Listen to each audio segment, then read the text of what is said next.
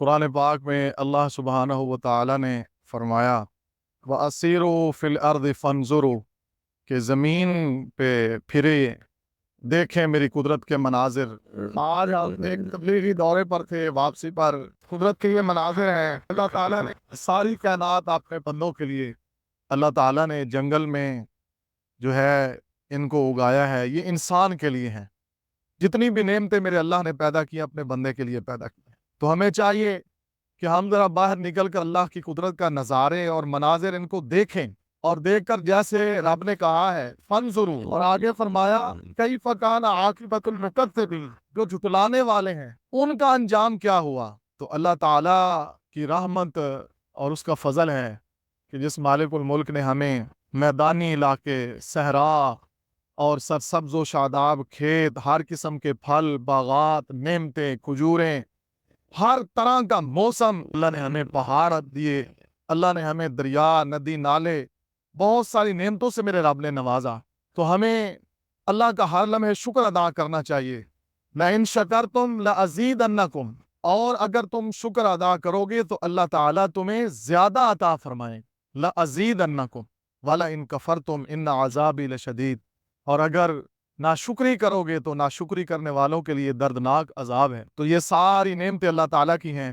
لوگوں میں شرک بہت زیادہ ہے، دربار و مزار کی پوجا، غیر اللہ کی پوجا، دربار و مزاروں پہ چڑھاوے چڑھانے، وہ اللہ کی نعمتوں کو بھول جاتے ہیں کہ میرے مالک کریم نے ہمیں کتنی نعمتوں سے نوازا ہے۔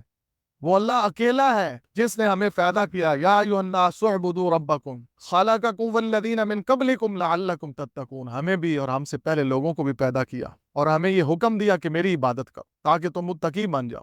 اور ہمارے لیے نعمتوں کو اللہ نے پیدا کیا۔ الذی جعل لکم الارض فراشا، جس رب نے ہمارے لیے اس زمین کو فرش بنا دی۔ والسماء بناء، جس رب نے آسمان کو ہمارے لیے چھت بنایا۔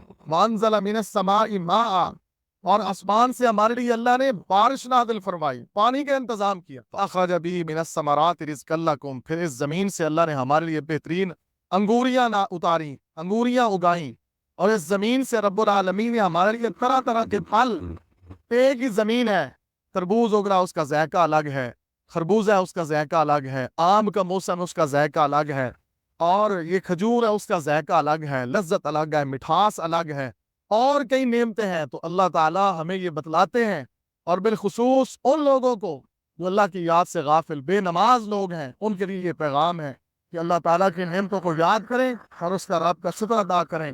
اللہ سے دعا ہے کہ اللہ کریم ہمیں توحید پر زندہ رکھے، توحید و سنت پر اللہ ہمیں موت نصیب فرمائے۔ وآخر دعوانا ان الحمد للہ رب العالمین، والسلام علیکم ورحمۃ اللہ۔